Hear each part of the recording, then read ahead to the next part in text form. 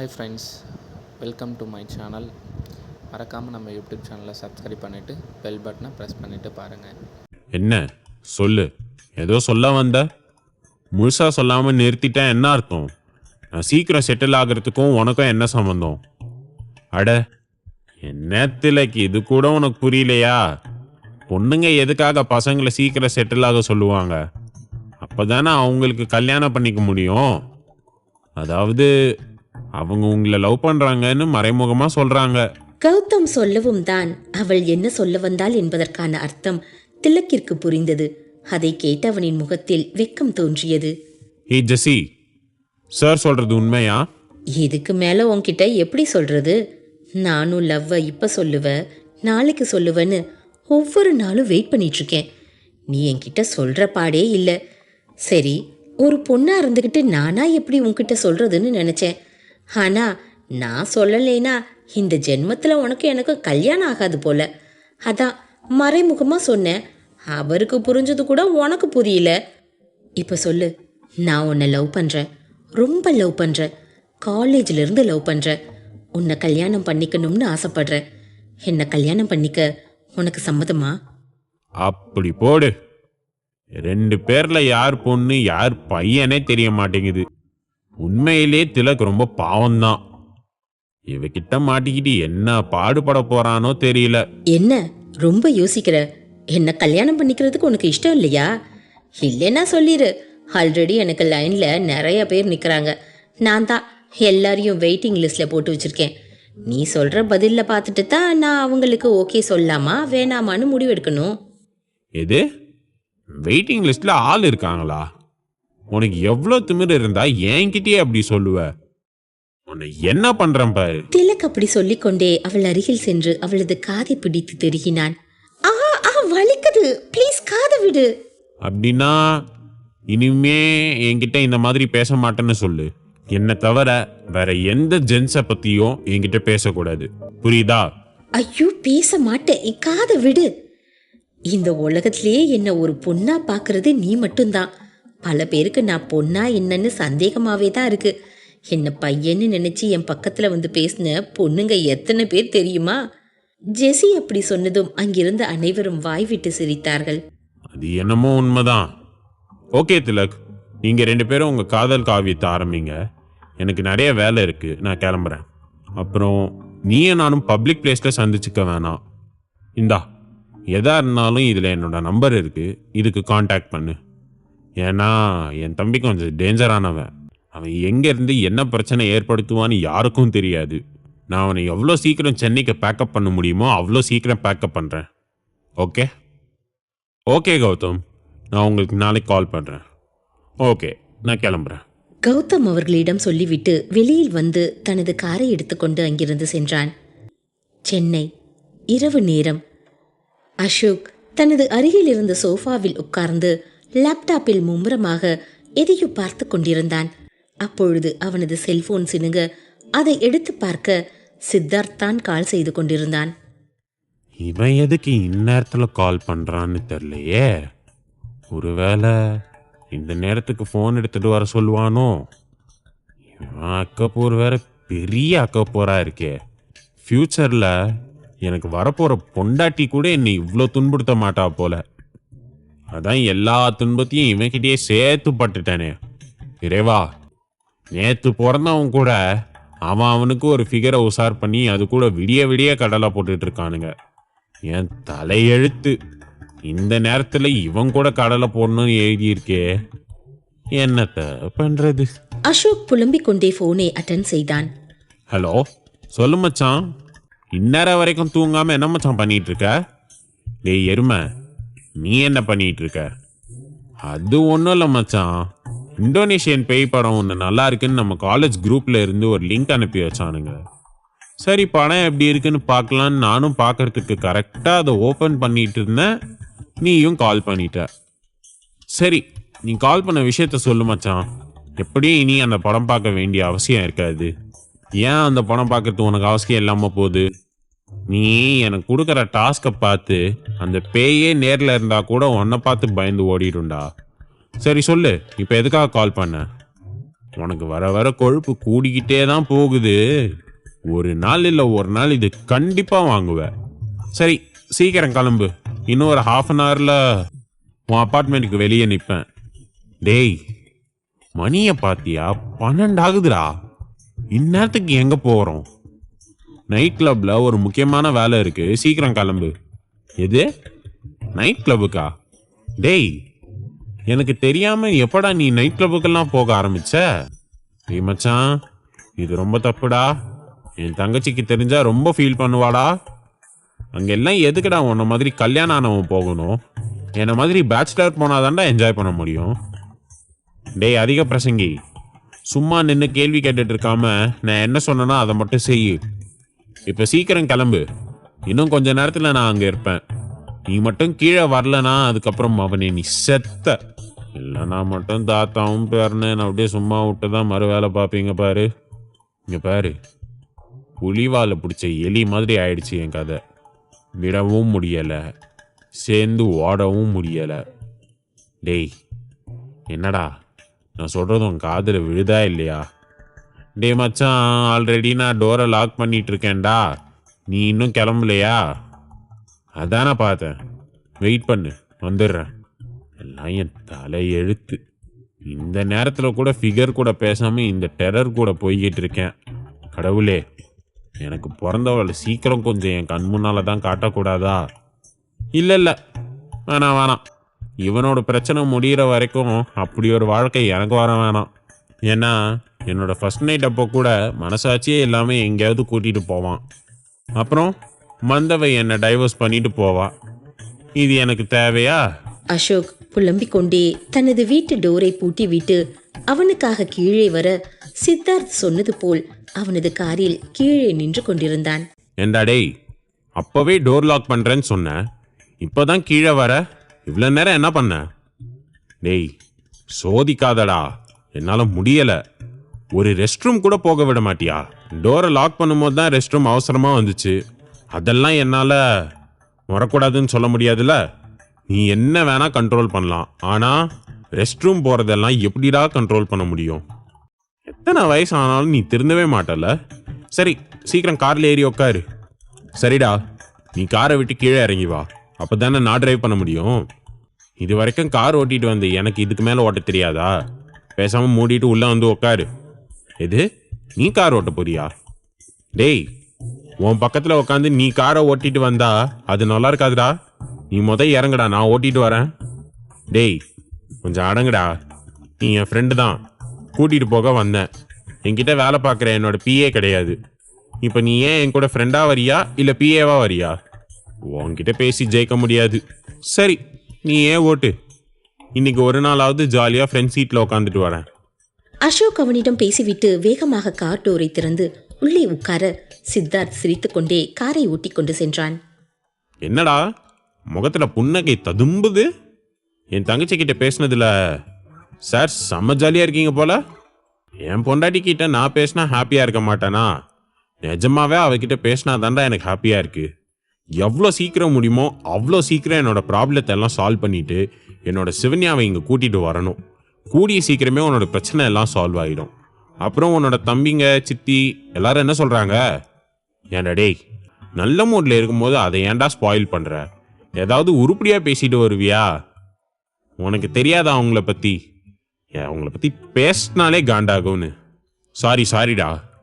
எப்படியே இந்த கௌதம் பையன் மட்டும் அந்த குடும்பத்தில் தப்பி பிறந்துட்டான். சரி ஆமாம், நீ எப்போத்துலேருந்து நைட் கிளப்புக்கெல்லாம் போக ஆரம்பிச்ச? என்கிட்ட இதை பற்றி ஒன்றுமே சொல்லலை. ஆர்மிக்கு போய் நீ தான் ரொம்ப கெட்டு போயிட்ட. உண்மையிலே நீ தான் வாங்க போற. எனக்கு அங்கே ரொம்ப முக்கியமான ஒரு வேலை இருக்கு. அங்கே நான் முக்கியமான ஒருத்தரை மீட் பண்ணணும், அதுக்காக தான் போகிறேன். என்ன முக்கியமான ஒருத்தரா? எனக்கு தெரியாமல் யாருடா அது? சொல்லுடா. அந்த முக்கியமான ஆள் எதுவும் பொண்ணு இல்லையே. இங்கே பாரு, என் தங்கச்சிக்கு மட்டும் ஏதாவது துரோகம் பண்ணுன்னு நினச்ச அவனை முதல்ல நான் தான் உன்னை வெட்டுவேன், பார்த்துக்க. ஏச்சி வாய மூடு. யாரை பார்த்து என்ன சொல்ற? என்னோட லைஃப்ல என் சிவன்யாவை தவிர வேற யாரும் வர முடியாது. நான் பார்க்க போறது வேற ஒருத்தரை. அதை பத்தின டீட்டெயிலை இப்போதைக்கு உன்கிட்ட சொல்ல முடியாது. கண்டிப்பா ஒரு நாள் நான் சொல்றேன். இப்போ மூடிட்டு வா. ஓகே, நீ முதல்லயே இவ்வளோ டீசெண்டாக சொல்லியிருந்தானா நான் மூடிட்டு வந்திருக்க போகிறேன். அசோக் அவனிடம் பேசிவிட்டு தனது வாயில் விரலை வைத்து கொண்டு வர அதை பார்த்து சித்தார்த் சிரித்தான். அதுக்காக இப்படியெல்லாம் வாயை மூடிட்டே வரப்போறியா? அப்புறம் எப்படி நான் டிரைவ் பண்ணுறது? நீ பேசலன்னா எனக்கு போர் அடிக்கும். ஏதாவது பேசிட்டு வாடா. இது எதுக்குப்பா வம்பு எனக்கு? நான் ஏதாவது சொல்ல, அப்புறம் நீ ஏதாவது சொல்ல, தேவையில்லாத பஞ்சாயத்தாகும். நான் இப்படியே வாயை மூடிட்டு வரேன். டேய், உன்கிட்ட ஒன்று சொல்ல மறந்துட்டேனே. இந்த கௌதம் ஒரு பொண்ணு காதலிக்கிறான்டா. எதே? கௌதம் ஒரு பொண்ணு காதலிக்கிறானா? ஆமாண்டா. அதுக்கு எதுக்கு நீ இவ்வளோ ஷாக் ஆகுற? ஏண்டாடி, எனக்கு எத்தனை வருஷத்துக்கு பிந்தி பிறந்தவன் அவன் கூட ஒரு ஃபிகரை உஷார் பண்ணிட்டான்டா. அப்போ எனக்கு ஷாக் ஆகாதா? So sad. அதுக்கெல்லாம் ஒரு முகரக்கட்டை வேணும். அது உன்கிட்ட இல்லை. அசோக், இதை விட ஒரு அசிங்கம் இந்த உலகத்தில் வேற ஏதாவது இருக்கா? இதுக்கு நீ தொங்கலாண்டா. அசோக் அப்படி சொன்னதை கேட்டதும் சித்தார்த் கலகலவென்று சிரித்தான். போதும், ஒருத்தன் அசிங்கப்பட்டா நல்லா சிரிப்பீங்களே. நல்ல குடும்பம்டா. சரி, பொண்ணு யாருன்னு சொல்லு. பொண்ணு யாருன்னு சொல்ல மாட்டேங்கிறான். அநேகமாக அந்த பொண்ணை இப்போதான் மீட் பண்ணி இருப்பான் போல. அந்த பொண்ணுக்கிட்ட இன்னைக்கு லவ்வை சொல்ல போறேன்னு சொன்னான். சொல்லிட்டு எனக்கு இன்ஃபார்ம் பண்ணுறேன்னா இன்ன வரைக்கும் ஃபோன் பண்ணல. நாளைக்கு காலையில் தான் கால் பண்ணணும். ஏண்டா, இவன் லவ் பண்ணால் அவங்க அம்மா ஒத்துக்க போகிறாங்கன்னு நினைக்கிற? சும்மாவே அந்த அம்மா வில்லத்தனமாக தான் பேசும். தான் பிள்ளைக்கு எப்படியும் ஏதாவது ஹைஃபையான ஃபேமிலியை பார்த்து தான் கல்யாணம் பண்ணணும்னு பேராசை கொண்டு திரியும். அது எப்படி இவன் லவ்வுக்கு சம்மதிக்கும்? அதான் எனக்கே தெரியுமே. அவங்க ஒத்துக்கிறதுக்கு வாய்ப்பே இல்லை. அதனால தான் முன்னாடியே இதை பற்றி தாத்தா கிட்ட பேசிட்டேன். தாத்தாவும் எந்த பிரச்சனை வந்தாலும் சரி, அவன் எந்த பொண்ணை லவ் பண்ணுறானோ அந்த பொண்ணையே கல்யாணம் பண்ணி வைக்கணும்னு சொல்லிட்டாரு. டேடியும் கண்டிப்பாக இந்த சமயம் அவங்களுக்கு சப்போர்ட் பண்ண மாட்டார். அப்படின்னா உங்கள் குடும்பத்துக்குள்ள ஒரு பெரிய போர்க்களமே நடக்க போகுது. உனக்கு தெரியும் தானே அந்த பொம்பளை எப்படியாப்பட்ட பொம்பளைன்னு? தான் நினச்சது நடக்கலைன்னா என்ன வேணாலும் செய்யும்டா. எல்லாருமே தான் நினச்சது தான் எல்லா நேரமும் செஞ்சிட முடியாது. இந்த முறை அவங்களுக்கு வாழ்க்கைனா என்னன்னு காட்டுறேன். அந்த பொம்பளை மாதிரியே உன் தம்பிக்காரன் இருக்கான்டா. அவன் கண்ணு மூஞ்சி எல்லாம் அப்படியே அந்த பொம்பளைக்கு ஜென்ஸ் கிட்ட போட்ட மாதிரியே இருக்கு. ஆமாம், அவனை எங்கே ஆளையே காணுமே. எங்கடா அவன்? ஏதோ பிஸ்னஸ் விஷயமா வெளியூருக்கு போயிருக்கேன்னு பேசிக்கிட்டாங்க. எங்கே போயிருக்கான்னு இன்னும் தெரியல. மச்சான், அவனை நம்பவே முடியாது. எங்கேருந்து எப்போ என்ன பிரச்சனை பண்ணுவான்னு யாருக்கும் தெரியாது. எதுக்கும் அவன் மேலே ஒரு கண்ணு வைக்கணும். நாளைக்கு காலையில் முதல் வேலையாக அவன் எங்கே இருக்கான்ற டீட்டெயிலை விசாரிக்கணும்.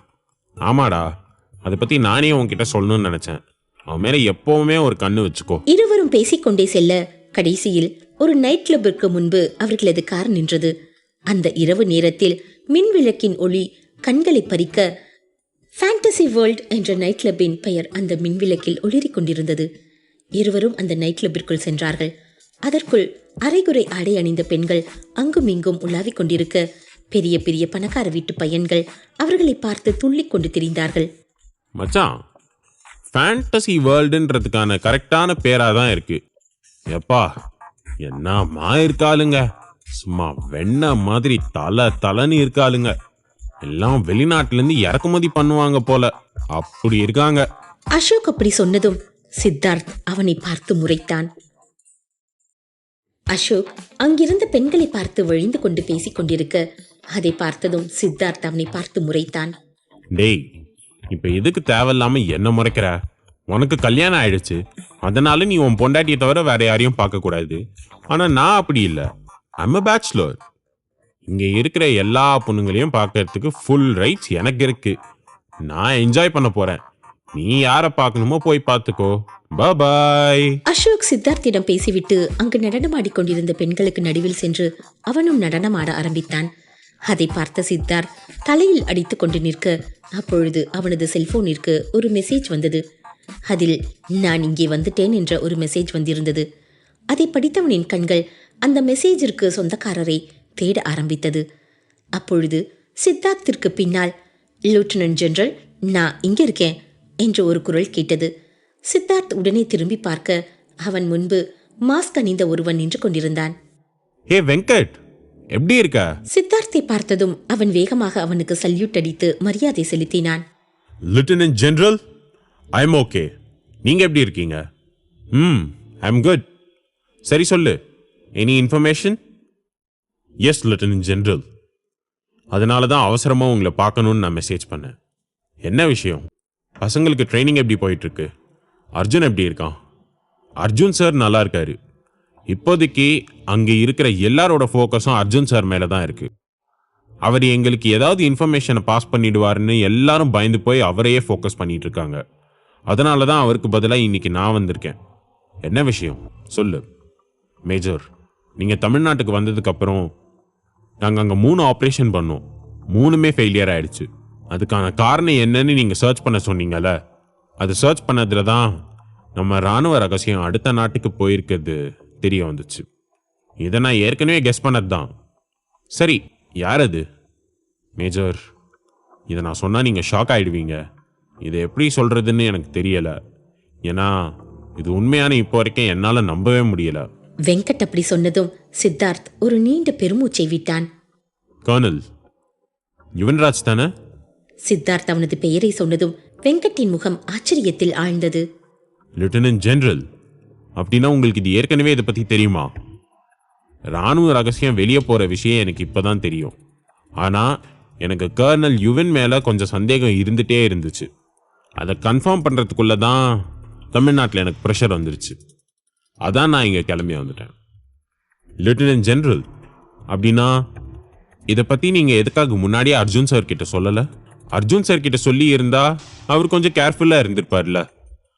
அப்போது நம்மளோட ஆப்ரேஷனும் ஃபெயிலியர் ஆயிருக்காதுல்ல. உனக்கு தெரியும் தானே, அர்ஜுனும் இவனும் க்ளோஸ். 2 பேரும் நல்ல ஃப்ரெண்ட்ஸ் தான். நான் அவங்க 2 பேருக்கும் நடுவில் விரிசலை ஏற்படுத்த விரும்பலை. அப்போதைக்கு என்கிட்ட போதுமான ஆதாரமும் கிடையாது. எந்த ஒரு ஆதாரமும் இல்லாமல் நான் அர்ஜுன் கிட்ட இதை பற்றி பேச முடியாதுல்ல. அதனால தான் அவன்கிட்ட சொல்லலை. எப்படியும் ஒரு நாள் இது எல்லாருக்கும் தெரிய வரும். அப்போதைக்கு இதை பார்த்துக்கலான்னு விட்டேன். ஆனால் நம்மளோட ஆப்ரேஷன் ஃபெயிலியர் ஆகிற அளவுக்கு போகும்னு நான் நினைக்கல. இட்ஸ் ஓகே, அது ஒன்றும் அவ்வளோ பெரிய ஆப்ரேஷன் கிடையாது. கூடிய சீக்கிரமே இதை டீல் பண்ணிக்கலாம். சரி, இதை பற்றி நீ அர்ஜுன் கிட்ட பேசிட்டியா? அர்ஜுனுக்கு இவனை பற்றி தெரியுமா? எஸ் லெப்டினன்ட் ஜெனரல், இதை கண்டுபிடிச்சதே அர்ஜுன் சார் தான். இது தெரிஞ்சதுலேருந்து அர்ஜுன் சார் ரொம்ப மூட் ஆஃபாக இருக்காரு. இன்னும் சொல்லப்போனால் அப்செட்டாக இருக்காரு. அது அவரோட முகத்தை பார்த்தாலே கண்டுபிடிச்சிடலாம். யுவன் அவர்கிட்ட பேசும்போது கூட இக்னோர் பண்ணிட்டு போயிட்டாரு. அதுக்கப்புறம் நான் தான் இப்போதைக்கு யாருக்கும் இதை பற்றி டவுட் வரக்கூடாதுன்னு சொன்னேன். அதனால தான் அர்ஜுன் சார் உங்களை காண்டாக்ட் பண்ண சொன்னார். அவங்களுக்கு சந்தேகம் வந்துடும்னு தான் நானே நேரில் வந்தேன். Very good. நீங்கள் எக்காரணத்தை கொண்டும் யுவன் மேலே உங்களுக்கு சந்தேகம் வந்துருச்சுன்னு அவன்கிட்ட காட்டிக்காதீங்க. அவன்கிட்ட எப்பவும் போலவே கேஷுவலாக இருங்க. ஆனால் இன்னையிலிருந்து இராணுவ ரகசியம் எதுவும் அவனுக்கு தெரியக்கூடாது. இதை பற்றி ஹையர் ஆஃபீஸர் கிட்ட நான் பேசுகிறேன். Okay major. மேஜர், இன்னொரு இன்ஃபர்மேஷனும் வந்திருக்கு. என்ன விஷயம்? நம்மளோட எதிரி நாட்டோட அடுத்த டார்கெட் நம்ம காலேஜ் பசங்களாம். அவங்க எல்லாருக்கும் ட்ரக்ஸ் கொடுத்து அவங்களோட லைஃப்பை ஸ்பாயில் பண்ணணும்னு முடிவு எடுத்திருக்காங்க. ஏன்னா காலேஜ் முடித்ததுக்கப்புறம் இராணுவத்துக்கு வராங்கன்னா ஒரு நல்ல இராணுவ டீம் உருவாக்கணும்னா அதுக்கு நல்ல மாணவன் தேவை. அந்த ஸ்டூடெண்ட்ஸ் ஸ்பாயில் பண்ணிட்டா நல்ல இராணுவ வீரன் கிடைக்க மாட்டான்னு அவங்க பிளான் போட்டு எக்ஸிக்யூட் பண்ணுறாங்க. அதனால் இந்தியா ஃபுல்லாக இருக்கிற எல்லா காலேஜ்லேயும் ட்ரக்ஸை அவங்களே ஏஜென்ட் வச்சு டிஸ்ட்ரிபியூட் பண்ணுறாங்க. இதை எப்படியாவது நம்ம தடுத்தாகணும். வெங்கட் சொன்னதை கேட்டதும் சித்தார்த் அதிர்ந்து போனான். வெங்கட், நீ சொல்கிறது உண்மையா? உனக்கு கிடைச்ச இன்ஃபர்மேஷன் கரெக்ட் தானே? எஸ் லெப்டினன்ட் ஜெனரல், நம்ம ஆளுங்க அவங்க கூட்டத்தில் அவங்க ஆளுங்க மாதிரி கிட்டத்தட்ட கடந்து 2 வருஷமாக வாழ்ந்துட்டு இருக்காங்க. அவங்க கொடுத்த இன்ஃபர்மேஷன் தான் இது. ஓ ஷிட், நம்ம நாட்டை அழிக்கிறதுக்கு அவங்க ஏதேதோ பண்ணி பார்த்தாங்க, எதுவுமே வேலைக்காகலன்னு அவங்க இப்போ நம்ம ஸ்டூடெண்ட்ஸ் அழிக்க முடிவெடுத்துட்டாங்களா? அவங்க எவ்வளோ பெரிய சதி போட்டிருக்காங்க பார்த்தியா? ஸ்டூடெண்ட்ஸ் அழிச்சா நம்ம நாட்டோட எதிர்காலமே அழிஞ்சு போயிடும். அதனால் அவங்கள காப்பாற்ற வேண்டியது நம்மளோட பொறுப்பு. இதை பற்றின எந்த விஷயத்தையும் நீ டைரெக்டாக வேற யார்கிட்டையும் டிஸ்கஸ் பண்ண வேணாம். அர்ஜுன் கிட்ட மட்டும் இதை டிஸ்கஸ் பண்ணுங்க. அர்ஜுன் கிட்ட சொல்லி என்னை காண்டாக்ட் பண்ண சொல்லுங்க. இந்த விஷயத்தை அர்ஜுனை டீல் பண்ண சொல்லுங்க. நான் இன்னும் 3 மந்த்ஸுக்குள்ளே அங்கே வந்துடுவேன். அதுக்கப்புறம் இதோட ஆப்ரேஷனை நம்ம சக்ஸஸ்ஃபுல்லாக முடிக்கிறோம். ஓகே லெப்டினன்ட் ஜெனரல், நான் போன உடனே அர்ஜுன் கிட்ட இதை பற்றி பேசுகிறேன். இன்னும் இதை பற்றி நான் எந்த ஹையர் அஃபீஷியல்ஸ் கிட்டையும் பேசலை. இன்ஃபர்மேஷன் வந்ததும் எனக்கு முத உங்ககிட்ட தான் சொல்கிறேன். நீங்கள் இதை ஸ்மூத்தாக ஹேண்டில் பண்ணுவீங்கன்னு நம்பிக்கை எனக்கு இருக்குது. உங்களால் மட்டும்தான் இந்த ப்ராப்ளத்தை சால்வ் பண்ண முடியும். Because you are the hero of our nation. இல்லை வெங்கட், இந்த நாட்டில் இராணுவ அணிந்திருக்க ஒவ்வொருவரும் நம்ம நாட்டோட ஹீரோ தான். நாட்டை காப்பாற்ற வேண்டியது நம்ம ஒருத்தரோட கடமை. அதை எப்படியோ தப்பி இந்த யுவன் மாதிரி 1-2 எச்சக்கலைங்க வந்துடுறாங்க. அவங்கள கலைக்க வேண்டியது நம்மளோட பொறுப்பு தான். அதை நான் வந்து பார்த்துக்கிறேன். சித்தார்த் பேசுவதை கேட்டதும் தான் வெங்கட்டின் முகத்தில் இருந்த குழப்பம் தீர்ந்து அவனது முகத்தில் ஒரு வகையான சந்தோஷம் தோன்றியது. லெப்டினன்ட் ஜெனரல், நம்ம டீமோட எனர்ஜி பூஸ்டர் நீங்க தான். நீங்க இருந்தா நம்ம நாட்டுக்கு தோல்வியே கிடையாது. You are the secret of success. அப்புறம் லெப்டினன்ட் ஜெனரல், உங்களை நாங்கள் எல்லாரும் ரொம்ப ரொம்ப மிஸ் பண்றோம். நம்ம டீம்ல உள்ள எல்லாரும் உங்களை திரும்பவும் ராணுவ யூனிஃபார்ம்ல கம்பீரமாக எங்களோட கோச் பண்றதை பார்க்கணும்னு ஆசைப்படுறாங்க. ப்ளீஸ், எவ்வளோ சீக்கிரம் நீங்க நம்ம டீமுக்கு திரும்ப முடியுமோ அவ்வளோ சீக்கிரம் திரும்பி வரணும்னு நாங்கள் எல்லாரும் ரொம்ப விரும்பி கேட்குறோம். ஆக்சுவலி நான் லாஸ்ட் மந்த்தே அங்கே வர வேண்டியது. என்னோட பர்சனல் இஷ்யூனால ஆஃபீஸர்கிட்ட ஒரு 3 months எக்ஸ்ட்ரா கேட்டிருக்கேன். அந்த ப்ராப்ளம் எல்லாம் சால்வ் பண்ணதுக்கப்புறம் நான் அங்கே வந்துடுவேன். Don't worry, I will take care of this. நீங்கள் கிளம்புங்க. அர்ஜுனை பார்த்துக்கோ, அவன் ரொம்ப எமோஷ்னலான கேரக்டர். அவன் அந்த யுவன் இந்த மாதிரி இருக்கான்னு தெரிஞ்சதுக்கே உடஞ்சு போயிருப்பான். அவனை எப்படியாவது நீ தான் தேத்தணும். Understand? Yes lieutenant general, I will take care of him. Okay, you can leave now. Okay major. Venkat சித்தார்த்திடம் பேசிவிட்டு தனது மாஸ்கை மறுபடியும் சரி செய்து கொண்டு அங்கிருந்து கிளம்பினான். அவனிடம் பேசிவிட்டு அசோக்கை திரும்பி பார்க்க அசோக் இன்னும் அந்த பெண்களுடன் நடனமாடிக்கொண்டிருந்தான். அதெல்லாம் திருத்தவே முடியாது. முதல்ல இவனுக்கு ஒரு கல்யாணத்தை பண்ணணும். அதை பண்ணாதான் நாம நிம்மதியா இருக்கலாம். இல்லைனா நாம பேச்சுலர்னு சொல்லி நம்ம உசிர் எடுத்துருவான். சித்தார்த் அசோக்கை பற்றி பேசிக்கொண்டே அவன் அந்த செல்போனை எடுத்து அசோக்கிற்கு கால் செய்தான். குதூகலமாக நடனம் ஆடிக்கொண்டிருந்த அசோக்கின் காதில் அந்த செல்போனின் ஒலி மெதுவாக கேட்க முதலில் காதில் வாங்காதவன் பின்பு போனை எடுத்து பார்த்தான். அதில் சித்தார்த்தின் எண்ணை பார்த்ததும் அவனை அங்கும் இங்கும் தேடிக்கொண்டே போனை அட்டெண்ட் செய்தான். டேய் எரும, இன்னும் எவ்வளோ நேரம் தாண்டா அப்படியே ஆடிட்டு இருப்ப? ஒழுங்கு மரியாதையா வா, கிளம்பலாம், டைம் ஆச்சு. எது கிளம்பலாமா? டேய் மச்சான், இப்போதாண்டா கேமே ஸ்டார்ட் ஆயிருக்கு. இங்க எவ்வளோ மஜாவா இருக்கு தெரியுமா? சும்மா சொர்க்கத்துல இருக்க மாதிரி இருக்குடா. இப்படி இடத்துக்கு வந்துட்டு எப்படிடா உக்காந்துட்டு இருக்க? நீயும் வாடா, என்ஜாய் பண்ணலாம். இப்போ ஒழுங்கு மரியாதையா நீ வர்றியா இல்ல இங்கேயே கிடந்து கூத்தடின்னு உன்னை விட்டு போகவா? அதானே, நான் கொஞ்சம் ஹாப்பியா இருந்தா உங்களுக்கு பொறுக்காதே. நானா இங்க வரேன்னு சொன்னேன். இப்படி கண்ணு முன்னாலே சொர்க்கத்தை காட்டிட்டு அதை அனுபவிக்க விடாம கூட்டிட்டு போனா என்ன அர்த்தம்? ஏ மச்சான், இன்னும் ஒரு ½ an hour மட்டும் நான் என்ஜாய் பண்ணிட்டு வரேன்டா. அதோ பாரு, அந்த அமெரிக்கன் கேர்ள்ஸ்லாம் என்னம்மா கையை பிடிச்சா ஆடுறாங்க. ஐயோ, சும்மா தலைன்னு இருக்காடா. அப்படியே பட்டர் மாதிரி அவ தோல்ல கை வச்சா வழுக்கிட்டு போகுது மச்சான். கொஞ்சம் இரு மச்சான், என்ஜாய் பண்ணிட்டு வரேன்.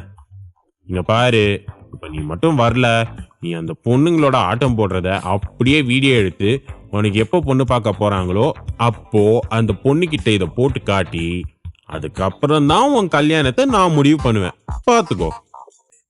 எது, பொண்ணுகிட்ட போட்டு காட்டுவியா? டேய், அதுக்கப்புறம் எங்கடா கல்யாணம் முடிவாகும்? என்னோட கருமாதிதான் முடிவாகும். என்னெல்லாம் என் வாழ்க்கையில பார்த்தேன் பாத்தியா? அதாண்டா நான் பண்ண பெரிய பாவம். இந்த ஜென்மத்திலே எனக்கு சந்தோஷம்னு ஒண்ணு கிடைக்க போறதே இல்ல. வந்து தொலைறேன், போனை வை. அசோக் அங்கிருந்து பெண்கள் அனைவரையும் ஏக்கமாக ஒரு பார்வை பார்த்துவிட்டு அங்கிருந்து நகர்ந்தான். உடனே ஒரு வெளிநாட்டைச் சேர்ந்த பெண் வேகமாக ஓடி வந்து அவனது கையை பிடித்துக் கொண்டாள். Darling, where are you going? I want to dance with you. ஐயோ, தலை இருக்கிறவெல்லாம் என் கூட டான்ஸ் ஆடணும்னு ஆசைப்படுறாளே. இன்னைக்கேன்னு பார்த்துதான் இவன் நிலைமை இப்படி ஆகணுமா? இந்த சித்தார்த் பையன் இருக்கானே, அவனை சமாளிக்கிறதுக்கு முன்னாடி இந்த வெள்ளச்சியை சமாளிச்சுக்கிறேன். No, I have an important work. Can we meet tomorrow? Tomorrow I'm going to my country. I like you. Today night I want to stay with you. ஐயோ, இது என்ன போதாத காலம். இந்த ஊர் சுமார் மூஞ்சிங்களே என் மூஞ்சியை நிமிர்ந்து கூட பார்க்க மாட்டாளுங்க. இப்படி அல்வா துண்டு மாதிரி இருந்து என் கூட ஸ்டே பண்ணணும்னு சொல்றாளே. டே அசோக், இதுக்கப்புறம் உன்னோட வாழ்க்கையில இப்படி ஒரு ஜாக்பாட் அடிக்கவே அடிக்காது. இவள போய் எப்படிடா வேணான்னு சொல்லுவ? ஓகே சொல்லிடு. அசோக்கின் மனசாட்சி அவனிடம் கெஞ்சி கதறிக் கொண்டிருக்க அசோக்கு ஒரு நிமிடம் சித்தார்த்தை நிமிர்ந்து பார்த்தான். அவனது கண்களில் தெரிந்த கோபத்தை பார்த்ததும் அசோக் எதுவும் சொல்லாமல் அந்த பெண்ணின் கையை விடுத்து சித்தார்த் இருந்த இடத்திற்கு வந்தான். Hey, man, where are you going? Please don't go. போடி வெள்ளக்காரி, ஒன்ன அனுபவிக்கிற பாக்கியம் இந்த ஜென்மத்துல எனக்கு இல்ல. நல்லா இரு, எங்க இருந்தாலும் நல்லா இரு. இந்த ஜென்மத்துல கண்ணி கழியாத கட்ட பிரம்மச்சாரியா இருந்து செத்து போனோன்னு என் தலையில எழுதியிருக்கு. நான் அதை தான் பண்ணணும். அசோக் புலம்பிக் கொண்டே சித்தார்த் பின்னால் நடக்க சித்தார்த்தோ மௌனமாக சிரித்துக் கொண்டு வந்தான். சிரிக்காத, செம்ம கான்ல இருக்கேன். என் வாழ்க்கையை நாசம் பண்றதுக்குனே வருவியாடா? என் வாழ்க்கையில் இதுக்கப்புறம் இப்படி ஒரு வாய்ப்பு எனக்கு கிடைக்குமா? லக்ஷ்மி எப்பயாவது ஒரு வாட்டி தாண்டா வந்து வாசல்ல தட்டும். அது தட்டும் போதே அப்படியே கதவை திறந்து உள்ள இழுத்துக்கணும். இல்லைன்னு வச்சுக்க, கடைசி வரைக்கும் நமக்கு கிடைக்காதுடா. டேய் பொறுக்கி, அடி வாங்க போற. எப்போ இருந்துடா இப்படியெல்லாம் மாறின? கேஷுவலா அந்த பொண்ணு ரூமுக்கு கூப்பிடுறா, நீனும் போறதுக்கு சம்மதிக்கிறா? டேய் மச்சான், எவ்வளோ நாளைக்கு தாண்டா நானும் நல்லவனாவே இருக்காது. நான் நல்லவனா இருந்து என்ன பண்ண? ஒருத்தி கூட என்னை திரும்பி பார்க்க மாட்டேங்கிறா. அந்த வெள்ளைக்காரி என்னை பார்த்து உருகி உருகி பேசுறாடா. எப்படியாவது அவளை கரெக்ட் பண்ணி அவளையாவது கல்யாணம் பண்ணலான்னு பார்த்தேன். அதுக்கும் நீ விட மாட்டேன்ட்ட. எது, அந்த பொண்ணை கல்யாணம் பண்ண போறியா? டேய், என்ன பைத்தியமா? அந்த பொண்ணு வாரத்துக்கு ஒரு நாடு டிராவல் பண்ணுவா. போற ஒவ்வொரு நாட்டிலையும் தனக்கு பிடிச்ச ஒரு பையன் கூட டைம் ஸ்பெண்ட் பண்ணுவா. அவளை வச்சு நீ என்ன பண்ண போற? நீயும் ஊர் ஊரா சுத்தி அவளுக்கு விளக்கு பிடிக்க போறியா என்ன? எது, விளக்கு பிடிக்கணுமா? அப்போ அவ நிஜமாவே அவளுக்கு என்ன பிடிச்சு கூப்பிடலையா? டைம் பாஸ்கா கூப்பிட்டா? ஆமாடா பைத்தியம். சித்தார்த் அப்படி சொன்னதும் அசோக் ஆ என்று வடிவேல் மாதிரி அழுக ஆரம்பித்தான். அசோக் அப்படி அழுவதை பார்த்ததும் சித்தார்த் விழுந்து விழுந்து சிரித்தான். என்ன பார்த்தா உனக்கு சிரிப்பா வருதா? பின்ன ஒரு ஐட்டத்தை பார்த்தா அவளை கல்யாணம் பண்ணி செட்டில் ஆகணும்னு சொன்னா எனக்கு சிரிப்பு வராதா? சரி விடு விடு, தப்பு என்னோடது தான். நைட்டு 1 மணிக்கு கிளப்ல கல்யாணம் பண்றதுக்கு பொண்ணு தேடுற முட்டாள் நானா தான் இருப்பேன். டேய் மச்சான், கோவிலுக்கு போற எல்லா பொண்ணுங்களும் நல்ல பொண்ணுங்க கிடையாது. கிளப்புக்கு வர எல்லா பொண்ணுங்களும் தப்பான பொண்ணுங்களும் கிடையாது.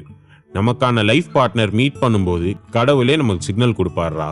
இதுதான் உனக்கானவன்னு அந்த மாதிரி ஒரு பொண்ணு பார்த்ததும் சிக்னல் வரும். அப்போ அந்த பொண்ணு இறுக்கி கெட்டியா பிடிச்சிக்க, ஓகே?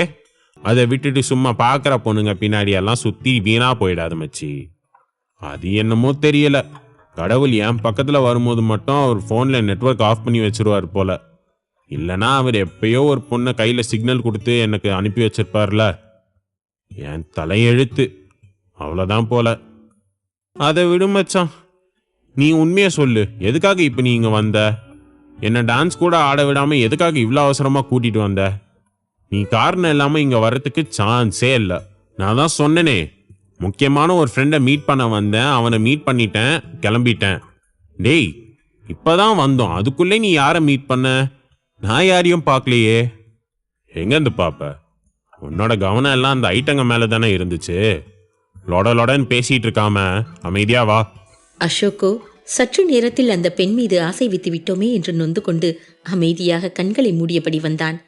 திருச்சி காலையில் எழுந்த கௌதம் வேகமாக குளித்துவிட்டு தனது செல்போனை எடுத்து வெண்ணிலாவிற்கு கால் செய்தான். அவளது செல்போன் நாட் ரீச்சபிள் என்று வந்தது. நான் எவ்வளோ நேரமா தான் ட்ரை பண்றது? இவ்வளோ நேரமா அவன் நாட் ரீச்சபிள்னு வரும். ஃபோனை என்னதான் பண்ணி வச்சிருக்காங்கன்னு தெரில. நேற்று அவ்வளோ அவசரமா போனேனே, என்ன ஆனான்னு ஒரு வார்த்தை கேட்டாளா? இல்லை என்னோட நினப்பு தான் வந்திருக்கா? உனக்கு கொஞ்சம் கூட என் மேல பாசமே இல்லடி. ஸ்கூலுக்கு வந்து உன்னை என்ன பண்றேன்னு பாரு. கௌதம் வெண்ணிலா போனை எடுக்காத கோபத்தில் அவளை திட்டிக் கொண்டே கிளம்பியவன் அவனது காரை எடுத்துக்கொண்டு வழக்கம் போல அவளது ஸ்கூல் வாசலுக்கு முன்னால் சென்று நின்றான். அவன் சென்று 1 மணி நேரம் ஆகியும் எந்த ஸ்கூல் பஸ்ஸும் வராமல் போனது. என்ன, இங்க இருக்கிற யாருக்கும் கொஞ்சம் கூட பொறுப்பே இல்லையா? மணி 8 ஆச்சு, இன்னும் ஸ்கூல் ஓபன் பண்ணாம என்ன பண்ணிட்டு இருக்கீங்க? அவளையும் காணோம், என்ன ஆச்சுன்னு தெரியலையே. கௌதம் வெண்ணிலா வரவில்லை என்ற சோகத்தில் புலம்பிக் கொண்டிருக்க அவனது செல்போன் ஒலித்தது. அதை எடுத்து பார்க்க வெண்ணிலா தான் கால் செய்து கொண்டிருந்தாள். ஹே நிலா, எங்கடி இருக்க? கொஞ்சமாவது உனக்கு பொறுப்பு இருக்கா? மணி பாரு 8:30 ஆகுது, இன்னும் நீ ஸ்கூலுக்கு வராம என்ன பண்ணிட்டு இருக்க? கௌதம் சொன்னதை கேட்டதும் வெண்ணிலா வாய் விட்டு சத்தமாக சிரித்தாள். இங்க பாரு, இப்படியெல்லாம் சிரிச்சு என்னை ஏமாத்தலான்னு பார்க்காத. நான் உன் மேல ரொம்ப கோவமா இருக்கேன். நீ இன்னும் ஸ்கூலுக்கு வராம என்ன பண்ணிட்டு இருக்க? உனக்காக இங்க நான் எவ்வளவு நேரமா வெயிட் பண்ணிட்டு இருக்கேன் தெரியுமா? உன்னோட ஃபோன் வேற நாட் ரீச்சபிள்னு வருது. நான் என்ன தான் பண்ணேன்? என்ன ஸ்கூலுக்கு முன்னால நிக்கிறீங்களா? காலையிலேயே எதுக்கு அங்க போனீங்க? இன்னைக்கு ஃபுல்லா நீங்க அங்க நின்னாலும் நான் அங்க வரமாட்டேன். என்ன? இன்னைக்கு ஃபுல்லா நின்னாலும் வரமாட்டியா? ஏன்? என் மேல உனக்கு ஏதாவது கோவமா? நேற்று காஃபி ஷாப்ல வச்சு என் மேல கோவம் இல்லைன்னு சொன்ன, இன்னைக்கு இப்படி சொல்ற? இங்க பாரு, என்ன கோவமா இருந்தாலும் பேசி தீர்த்துக்கலாம். வேணும்னா என்ன 2 அடி கூட அடிச்சுக்க. அதுக்காக இப்படி ஸ்கூலுக்கு எல்லாம் வராம இருக்காத.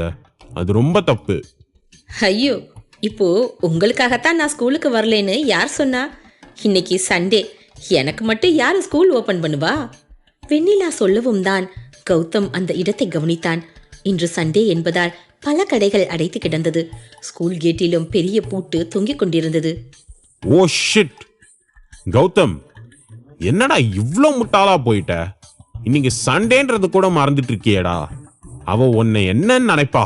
என்னாச்சு கௌதம், இன்னைக்கு சண்டேன்னு கூட உங்களுக்கு ஞாபகம் இல்லையா? Sorry Nila, I'm really sorry. உன்னை என்னைக்கு நான் பார்த்தனோ அன்னையிலிருந்து இன்னைக்கு வர என்ன கிழமை என்ன தேதின்னு நான் பார்க்க மறந்துட்டேன்டி. காலையில் எப்போ சூரியன் உதயமாகும், எப்போ உன்னை பார்க்கலான்னு மட்டும்தான் தோணுது. அதனால தான் நான் இங்கே வந்துட்டேன். I'm sorry. கௌதம் மிகவும் இன்னசென்ட்டாக அப்படி சொல்ல, அவன் சொல்வதிலேயே அவள் மீது அவன் எவ்வளவு காதல் வைத்திருக்கிறான் என்பது அப்பட்டமாக தெரிந்தது. கௌதம் மட்டும் இப்பொழுது அவள் அருகில் நின்றிருந்தால் இந்நேரத்திற்கு ஓடி வந்து அவனை கட்டி அணைத்திருப்பாள். அந்த அளவுக்கு அவன் மீது அவளுக்கு காதல் இருந்தது. சாரிங்க, இதெல்லாம் என்னால தானே நீங்க அங்க போயிருக்கீங்க. சரி, நான் அப்பா கிட்ட ஏதாவது சொல்லி அவருக்கு சமைச்சு வச்சுட்டு ஈவினிங் ஒரு 3 o'clock கிளம்பி வரேன். நம்ம 2 பேரும் ஏதாவது தியேட்டர்ல மீட் பண்ணலாமா? ஓகேவா? Okay, double okay. எந்த தியேட்டர்னு சொல்லு, நான் அங்கே போய் 2 டிக்கெட் எடுத்து உனக்காக வெயிட் பண்ணிட்டு இருக்கேன். கௌதம் பேசிக் கொண்டிருக்கும் பொழுதே அவனை தாண்டி 4-5 ஆம்புலன்ஸ் கத்திக்கொண்டு ரோட்டில் வேகமாக சென்று கொண்டிருந்தது. அதை பார்த்ததும் கௌதம் அதிர்ந்து போனான். ஆம்புலன்ஸ் சத்தம் கேட்டதுமே ஆங்காங்கே ஆட்கள் கூடி நின்றார்கள். அவர்கள் பேசுவதை எல்லாம் கேட்ட கௌதமிற்கு முதலில் அது யார் என்று புரியவில்லை. பின்புதான் காசிநாதன் யார் என்று யோசிக்க, அது சிவன்யா எடுத்து செய்யும் கன்ஸ்ட்ரக்ஷன் ஒர்க் என்பது அவனுக்கு புரிந்தது. அதை கேட்டதுமே கௌதம் அதிர்ந்து போனான். கௌதமிற்கு நினைக்கும் பொழுதே மூச்சு நிற்பது போல் இருந்தது. அவனது உடல் பயத்தில் நடுங்க ஆரம்பித்தது. ஆக்சிடென்ட் நடந்தது காசிநாதன் கன்ஸ்ட்ரக்ஷன் எடுத்து செய்யும் பில்டிங்கில் என்று தெரிந்ததும் ஒருவேளை சிவன்யா சைட்டிற்கு போயிருப்பாளோ என்று எண்ணிய கௌதமிற்கு மூச்சே நிற்பது போல் இருந்தது. சிவன்யாவிற்கு ஏதேனும் ஆகியிருக்குமோ என்று பதற்றம் அடைந்தவன் சற்று நேரம் எதுவும் யோசிக்க முடியாமல் அப்படியே உறைந்து நின்றான். பின்பு மறுபடியும் சிவன்யாவின் முகம் கண்முன் வந்து செல்ல உடனே தனது வாகனத்தை எடுத்துக்கொண்டு சிவன்யாவின் சைட்டை நோக்கி புறப்பட்டான். அந்த இடத்தை சுற்றிலும் போலீஸ் தடை செய்திருக்க மக்கள் அனைவரும் கூட்டமாக நின்று கொண்டிருந்தார்கள். உங்களுக்குலாம் ஒரு தடவை சொன்னா புரியாதா? நீங்க எல்லாரும் இங்க வந்துட்டு இருந்தீங்கன்னா லத்தி சார்ஜ் தான் பண்ணணும். தயவு செஞ்சு வழியை விடுங்க. இன்னும் உள்ள எத்தனை பேர் இருக்காங்கன்னே தெரியாது. உள்ள இருக்கவங்கள மீட்பு குழுவை சேர்ந்தவங்க தான் வெளியே எடுத்துட்டு இருக்காங்க. ஆம்புலன்ஸ் போகணும் வரணும். தயவு செஞ்சு இங்க நின்று தொந்தரவு பண்ணாம வழியை விடுங்க. போலீஸ்காரர் மக்களை பார்த்து கோபமாக கத்திக் கொண்டிருந்தார்.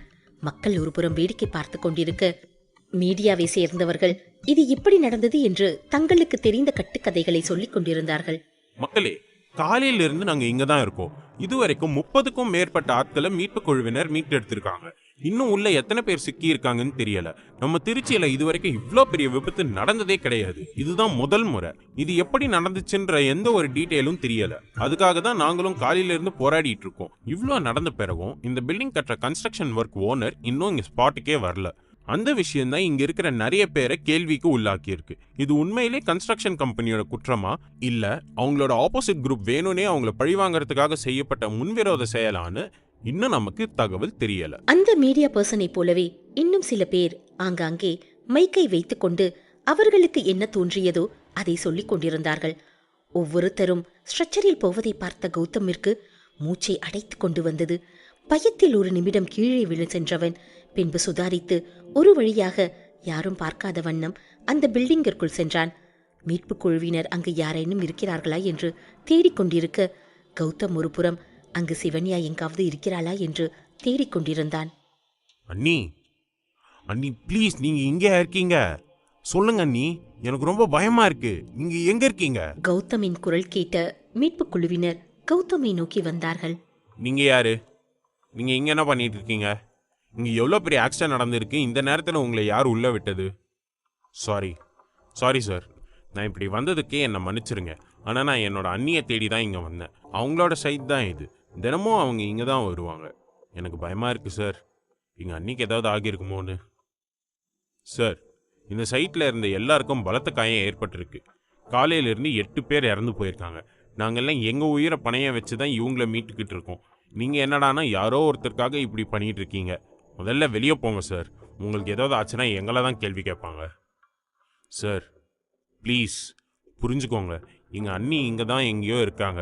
பாவம் சார், உங்களுக்கு சின்ன குழந்தை இருக்குது. எப்படியாவது என் அண்ணியை காப்பாற்றுங்க சார்.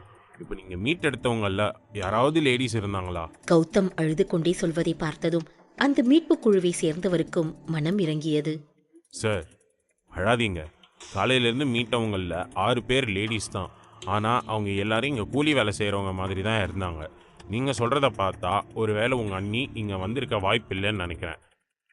நீங்கள் அவங்க இங்கே வந்திருக்காங்களா இல்லையான்னு ஃபோன் பண்ணி பாருங்கள் சார். சும்மா நின்று நீங்களும் டென்ஷன் ஆகிட்டு எங்களையும் டென்ஷன் ஆக்காதீங்க சார். ப்ளீஸ் புரிஞ்சுக்கோங்க.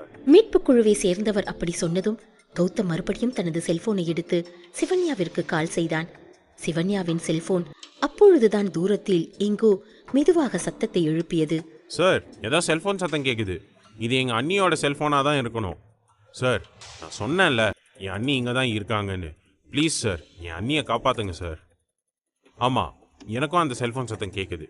அநேகமாக நம்ம இருக்கிறதுக்கு ஆப்போசிட்டில் தான் இருப்பாங்கன்னு நினைக்கிறேன். வாங்க சார், பார்க்கலாம். கௌதமும் மீட்புக் குழுவை சேர்ந்தவரும் வேகமாக செல்போன் சத்தம் கேட்கும் இடத்திற்கு விரைந்து சென்றார்கள். அங்கு கட்டிடம் ஒரு புறம் இடிந்து கிடக்க சிவன்யா அந்த அறையில் ஒரு ஓரத்தில் மயங்கிய நிலையில் கிடந்தாள். இடிந்த கட்டிடம் அவளது காலில் கிடக்க அவளது நிலையை பார்த்த கௌதம் அலறினான். அண்ணி சார், சார் அவங்க தான் எங்கள் அண்ணி. எங்கள் அண்ணி காலில் அடிபட்டிருக்கு. ப்ளீஸ் சார், அவங்கள காப்பாத்துங்க. கௌதம் அலறிக்கொண்டே சிவன்யாவின் அருகில் செல்ல மீட்புக் குழுவை சேர்ந்த மற்றவர்களும் அங்கு வந்து சேர்ந்தார்கள். பதட்டப்படாதீங்க, அவங்களுக்கு இன்னும் உயிர் இருக்கு. காலில் தான் அடிபட்டிருக்கு. பயப்படாதீங்க சார். ஹாஸ்பிட்டலுக்கு கொண்டு போனால் அவங்களே காப்பாற்றிடலாம். கைஸ், சீக்கிரம் வாங்க, இவங்களை தூக்குங்க.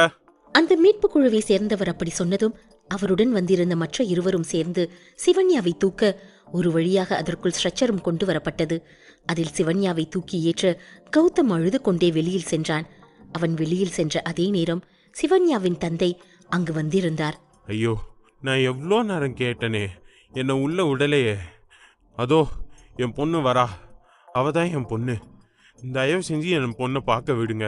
ராஜேந்திரன் கதறிக்கொண்டு சிவன்யா வரும் திசையில் ஓட அதற்குள் 2 போலீஸ்காரர்கள் வந்து ராஜேந்திரனை தடுத்தார்கள். எல்லாரையும் ஆம்புலன்ஸில் தான் ஏற்றிட்டு போகிறாங்க. ஆம்புலன்ஸ் சிட்டி ஹாஸ்பிட்டல் தான் போகுது. நீங்கள் அங்கே போய் பாருங்கள் சார். இங்கே இன்னும் அவங்கள மாதிரி எத்தனை பேர் உள்ளே சிக்கியிருக்காங்கன்னு தெரியல. சார் ப்ளீஸ் கோஆப்ரேட் பண்ணுங்க. அந்த போலீஸ்காரர் பேசிக் கொண்டிருக்க ராஜேந்திரன் எதையும் காதில் வாங்காமல் சிவன்யா வருவதை பார்த்து கொண்டிருந்தார். அங்கிருந்த ஆம்புலன்ஸில் சிவன்யாவை ஏற்ற அந்த ஆம்புலன்ஸிற்குள் கௌதமும் ஏறிக்கொண்டான். சற்று நேரத்தில் அந்த ஆம்புலன்ஸ் அங்கிருந்து சென்றது. கௌதம் யார் என்று ராஜேந்திரன் முழித்துக் கொண்டிருக்க அடுத்த நொடி தனது மகளை நினைத்தவர் அங்கு இருந்த ஒரு ஆட்டோவை பிடித்து அந்த ஆம்புலன்ஸை ஃபாலோ செய்தார். தம்பி, கொஞ்சம் சீக்கிரம் போங்க தம்பி. அந்த ஆம்புலன்ஸ் போகிறது என்னோட பொண்ணு தம்பி. சரி சார், நான் சீக்கிரம் போகிறேன். நீங்கள் அழாமல் வாங்க. உங்கள் பொண்ணுக்கு எதுவும் ஆகாது சார்.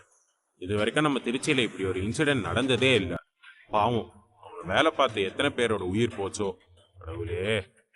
அந்த ஆட்டோக்காரர் மிகவும் பரிதாபத்துடன் பேசிக் கொண்டிருக்க ராஜேந்திரனோ தனது மகளுக்கு என்ன ஆயிற்று என்ற கலக்கத்துடன் இருந்தார்.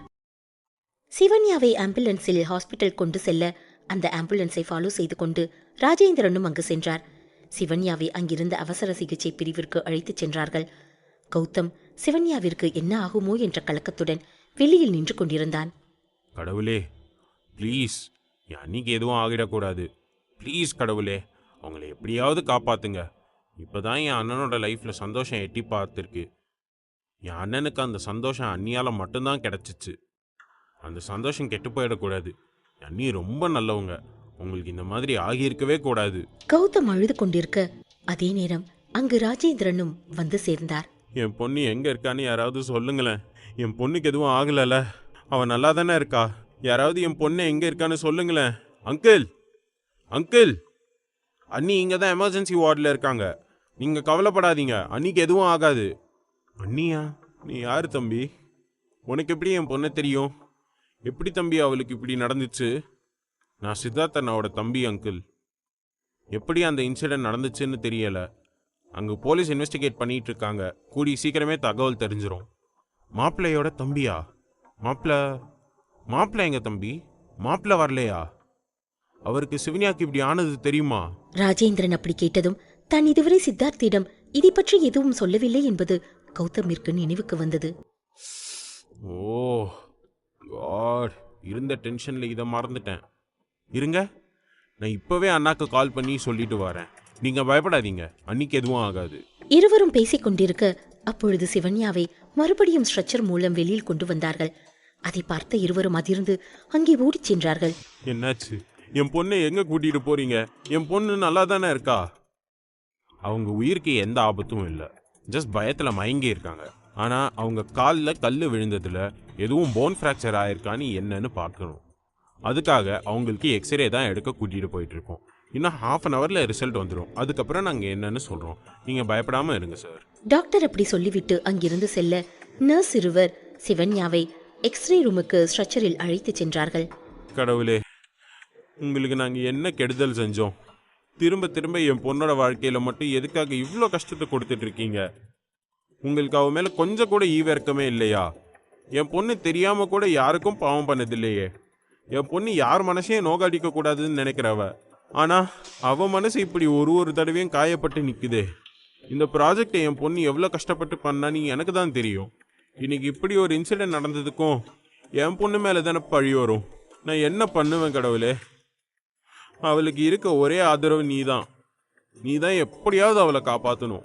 ராஜேந்திரன் அழுது புலம்புவதை ஒரு நிமிடம் பார்த்தவன் பின்பு தனது செல்போனை எடுத்துக்கொண்டு அங்கிருந்து சற்று தூரம் தள்ளிச் சென்று சித்தார்த்திற்கு கால் செய்தான். சொல்லுடா, என்ன பண்ற? அந்த பொண்ணுக்கிட்ட ப்ரப்போஸ் பண்ணியா? பண்ணதும் எனக்கு கால் பண்ணுவேன்னு பார்த்தா காலே பண்ணல.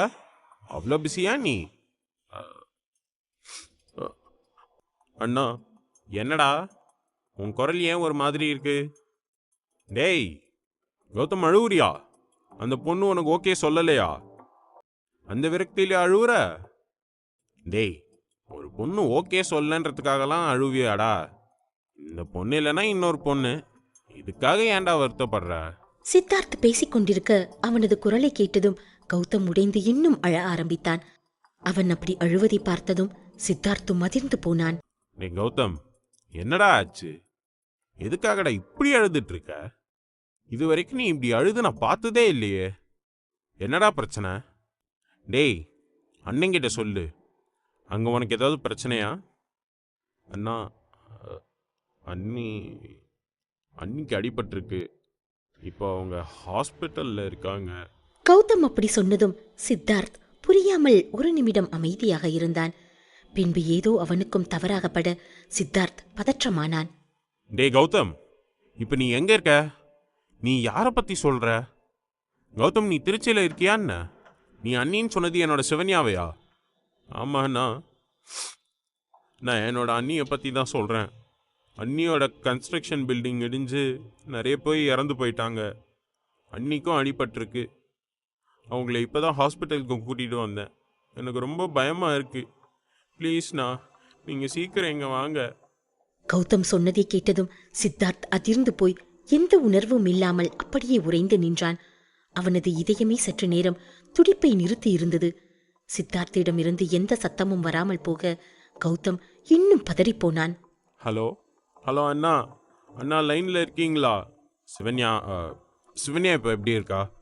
அண்ணா, அண்ணியோட காலில் எலும்பு உடஞ்சிருக்க சான்ஸ் இருக்குன்னு டாக்டர் சொல்கிறாங்க. அதனால இப்போ அவங்களை எக்ஸ்ரே எடுக்கிறதுக்காக எக்ஸ்ரே ரூமுக்கு கூட்டிகிட்டு போயிருக்காங்க. அண்ணா ப்ளீஸ், நீங்கள் இங்கே எவ்வளோ சீக்கிரம் வர முடியுமோ அவ்வளோ சீக்கிரம் வாங்க.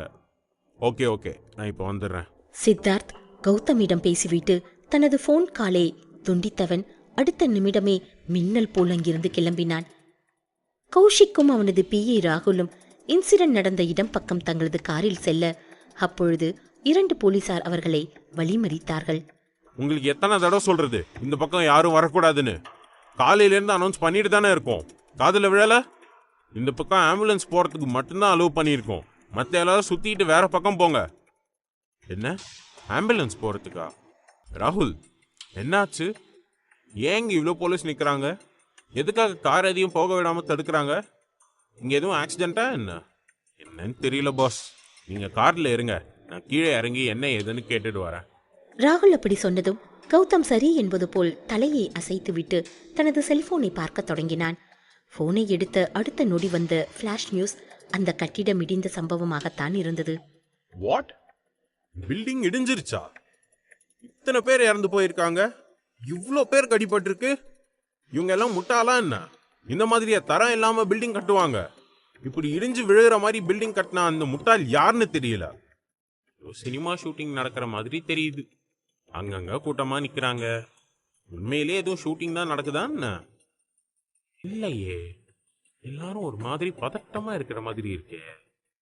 அதோ தொப்பியை தள்ளிட்டு நிக்கிற போலீஸ்காரர்கிட்ட கேட்போம். அவர் தான் கொஞ்சம் கோவமா இல்லாம கூலா நிக்கிறாரு.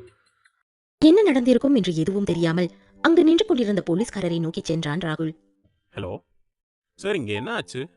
ஏன் இவ்வளோ கூட்டமா இருக்கு? ஏயா பார்த்தா தெரியல என்ன நடக்குதுன்னு? எவ்வளோ பெரிய இன்சிடென்ட் நடந்திருக்கு. காலையில இருந்து திருச்சி மக்களே கொலை நடுங்கி போயிருக்காங்க. நீ இப்படி கேட்குற? நீ இந்த ஊர் தானா இல்ல வெளியூரா? என்ன தூரத்துல இருந்து பார்க்கும்போது சாந்தமான முகமா இருந்துச்சு, இப்போ இப்படி எரிஞ்சு விழுறாரு. சாரி சார், நான் வெளியூர், ஏதோ கூட்டமா இருந்தாங்க, அதான் எதுவும் பிரச்சனையோன்னு கேட்டேன். தம்பி, இந்த இடத்துல கட்டிட்டு இருந்த பெரிய ரெசார்ட் இடிஞ்சு விழுந்துருச்சு. அதில் நிறைய பேர் இறந்து போயிட்டாங்க. இன்னும் நிறைய பேர் உயிருக்கு போராடிட்டு இருக்காங்க. அதனால தான் காலையிலேருந்து நாங்கள் இங்கே நின்றுட்டு இருக்கோம். காசுக்கு ஆசைப்பட்டு இந்த மாதிரி மோசமான பில்டிங் கட்டி கொடுக்குறாங்க. இவனுங்களால நாங்கள் சாப்பாடு தண்ணி இல்லாமல் நிம்மதி இல்லாமல் இங்கே நின்றுட்டு இருக்கோம். பாவம், இறந்து போன குடும்பத்தில் உள்ளவங்கலாம் என்ன? அவங்க யாரும் பணக்காரங்க கிடையாது, எல்லாம் கூலி வேலைக்கு வந்தவங்க. அவங்க குடும்பம் என்ன ஆகுமோ கடவுளே, ஏன் இப்படி எல்லாம் நடக்குதோ தெரியல. நீங்கள் வெளியூர்காரன்னு சொன்னதால இவ்வளோ நேரம் உங்ககிட்ட எல்லாத்தையும் நான் சொன்னேன். சீக்கிரம் இடத்த காலி பண்ணுங்க. பாவமே, பில்டிங்கே இடிஞ்சு விழுந்துருச்சா? எப்போ எல்லாருக்கும் காசு முக்கியமாக போச்சோ அப்போவே மனித உயிருக்கு மதிப்பு குறைஞ்சு போச்சு. சரி சார், நான் கிளம்புறேன், நீங்க வேலையை பாருங்க. ராகுல் போலீஸ்காரரிடம் பேசிவிட்டு வந்து காரை திறந்து கொண்டு உள்ளே சென்றவன் கௌஷிக்கை பார்த்தான். பாஸ் பாஸ், இப்பதான் விசாரிச்சுட்டு வந்தேன். ஏதோ ஒரு பெரிய கட்டிடமே இடிஞ்சு விழுந்துருச்சான் பாஸ். சரி, கார் எடு, நம்ம போலாம். என்ன பாஸ், நான் இவ்வளோ பெரிய விஷயம் சொல்லிட்டு இருக்கேன், நீங்க பாட்டுக்கு கேஷுவலா கார் எடுக்க சொல்றீங்க? பாவம் பாஸ், நிறைய பேர் இறந்து போயிட்டாங்களாம். டேய், முதல்ல உன்னைய வேலையை விட்டு தூக்கணும். நானே ஒரு நல்ல பிஏவை தேடினாதான் என்னோட வாழ்க்கையில நான் முன்னேற முடியும்னு நினைக்கிறேன். என்னை யார் இப்போ கீழே இறங்கி போய் பார்க்க சொன்னா? அதான் கையில் ஃபோன் இருக்குல்ல, நான் அதிலே எல்லாத்தையும் பார்த்துட்டேன். முதல்ல காரை எடு. அப்போ நான் இன்னும் அப்டேட் ஆகலையா? சாரி பாஸ், நான் ஏதோ ஒரு வேகத்தில் போயிட்டேன். இதோ இப்போ கார் எடுக்கிறேன். ராகுல் வேகமாக காரை ஸ்டார்ட் செய்ய கௌஷிக் எதையோ ஆழமாக யோசித்துக் கொண்டு வந்தான். அவனது முகம் ஒரு மாதிரி இருப்பதை பார்த்த ராகுல் என்ன என்று புரியாமல் முழித்துக் கொண்டு வந்தான். என்ன, நம்ம காரை விட்டு இறங்கி போகும்போது பாஸ் நல்லா தானே இருந்தாரு. திரும்பி வரதுக்குள்ள அவரோட முகத்துல ஏன் இப்படி ஒரு கோபம் தெரியுது? என்னன்னு கேட்டாலும் கத்துவாரு, நமக்கு எதுக்கு வம்பு? ஆனாலும் கேட்காம இருக்க முடியல. இந்த மனசு கேளு கேளுன்னு டார்ச்சர் பண்ணுது. ஏ ராகுல், அமைதியா வந்துடுறா, இல்லைன்னு ஒரு இருக்கிற காண்டுக்கு நீ இங்கே இறக்கி விட்டுட்டு போனாலும் ஆச்சரியப்படுறதுக்கு ஒன்றும் இல்லை. ராகுல் தனக்குள்ளேயே பேசிக்கொண்டு காரை வேகமாக ஓட்டி செல்ல கௌஷிக் எந்த ஒரு உணர்வையும் வெளிக்காட்டாமல் அப்படியே பிடித்து வைத்த சிலை போல் வந்து கொண்டிருந்தான். இங்கே தீட்சி, பாட்டி என்ன ஆச்சு? தாத்தா ஏன் இவ்வளவு வேகமா போறாங்க? நியூஸ்ல ஏதோ சொன்னாங்களே, அது என்னது பாட்டி? அந்த கட்டடம் எப்படி இருந்துச்சு? தாத்தா எதுக்கு அங்க போறாங்க? ஒருவேளை அங்கு சிவன்யா இருப்பாளோ என்ற அதிர்ச்சியில் வாசுகி தனக்குள் அழுது கொண்டிருக்க தீட்சி அவரிடம் விடாமல் கேள்வி கேட்டுக் கொண்டிருந்தார். பாட்டி, உங்ககிட்ட தான் கேக்குறேன். காலையில இருந்து நான் என்ன கேட்டாலும் நீங்க பதில் சொல்லவே மாட்டேங்கிறீங்க. சொல்லுங்க பாட்டி, தாத்தா எதுக்கு அவ்வளவு வேகமா போனாங்க? அது ஒண்ணு இல்லடா, பக்கத்துல இருக்கிற பில்டிங் ஒண்ணு இடிஞ்சு விழுந்துருச்சான். அதான் தாத்தாக்கு தெரிஞ்ச யாராவது அங்க இருக்காங்களான்னு பாக்குறதுக்காக தாத்தா அங்க போயிருக்காரு. இன்னும் கொஞ்ச நேரத்துல தாத்தா வந்துருவாரு. நீ உன்னோட ரூம்ல போய் உன்னோட டெரி எல்லாம் எடுத்து வச்சு விளையாடிட்டு இரு. பாட்டி உனக்கு சாப்பிட்றதுக்கு ஏதாவது செஞ்சு எடுத்துட்டு வரேன். வேண்டாம் பாட்டி, எனக்கு பசிக்கல. மம்மி எங்க போனாங்க? மம்மியும் ஏதோ கன்ஸ்ட்ரக்ஷன் பில்டிங்க்கு தானே போவாங்க. இது மம்மி போன பில்டிங் இல்ல தானே? தீட்சி அப்படி கேட்டதும் வாசுகி அதிர்ந்து போனார். அவளுக்கு என்ன பதில் சொல்வது என்று தெரியாமல் கையை பிசைத்து கொண்டு நின்றார். சொல்லுங்க பாட்டி, அது மம்மி போன இடம் இல்லல்ல, மம்மி ஆபீஸ்க்கு தானே போயிருக்காங்க. ஆமாண்டா செல்லம், மம்மி இன்னைக்கு வேலை நடக்கிற இடத்துக்கு போல, ஆஃபீஸ்க்கு தான் போயிருக்கா. நீ ஒன்றும் பயப்படாத, மம்மி அங்கெல்லாம் போயிருக்க மாட்டா. பாட்டி, அப்போ மம்மிக்கு ஃபோன் பண்ணி தரீங்களா? நான் மம்மி கிட்ட பேசுறேன். எனக்கு என்னன்னு தெரியல, மம்மி எப்பவே பார்க்கணும் போல இருக்கு. தீட்சி அப்படி பாவமாக சொன்னதும் வாசுகிக்கு இன்னும் அழுகை முட்டி கொண்டு வந்தது. எங்கே குழந்தை முன்னால் எழுது விடுவோமோ என்று எண்ணினார். தீட்சி செல்லம், மம்மி வேலையா இருப்பா. வேலையெல்லாம் முடிச்சிட்டு அவளே உனக்கு கால் பண்ணுவா. சரி, உன்னோட ரூம்ல போய் நீ விளையாடிட்டு இரு. பாட்டி ரெஸ்ட் ரூம் போயிட்டு வந்துடுறேன். அதற்கு மேலும் தீட்சியை சமாளிக்க முடியாமல் வாசுகி வேகமாக குளியல் அறைக்குள் சென்று கதவை தாழிட்டு கொண்டு அழ ஆரம்பித்தார். கௌதமும் ராஜேந்திரனும் பதற்றத்துடன் நின்று கொண்டிருக்க அப்பொழுது டாக்டர் அங்கே வந்தார். டாக்டர், என்னாச்சு? அண்ணியோட ரிப்போர்ட் வந்துருச்சா?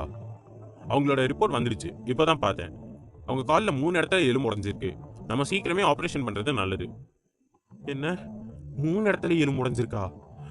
ஐயோ, என் பொண்ணு சின்ன வலியை கூட தாங்க மாட்டாளே. அவளுக்கு போய் ஏன் கடவுள் இப்படி ஒரு நிலைமையை கொடுத்துருக்க? டாக்டர், ஆப்ரேஷன் பண்ணா எந்த பிரச்சனையும் இருக்காதுல்ல? அண்ணி பழையபடி நடந்துடுவாங்க தானே? அவங்க கால் நார்மல் ஆயிரும்ல? சார், நீங்கள் பயப்படுற அளவுக்கு அவங்களுக்கு எதுவும் இல்லை. இப்போ இந்த மாதிரி ஆக்சிடென்ட் ஆகுறது, கால் போகிறது, கை போகிறதெல்லாம் சகஜம்தான். மெடிக்கல் ரீதியாக இதுக்குன்னு தனி ஸ்பெஷலிஸ்ட் இருக்காங்க. டோன்ட் வரி, ஆப்ரேஷன் பண்ணால் கண்டிப்பாக அவங்க நடந்துருவாங்க. அவங்களுக்கு ஃபியூச்சரில் எந்த ப்ராப்ளமும் இருக்காது. ஆனால் ஒன்றே ஒன்று, அவங்களுக்கு எவ்வளோ சீக்கிரம் ஆப்ரேஷன் பண்ணுறோமோ அவ்வளோ நல்லது.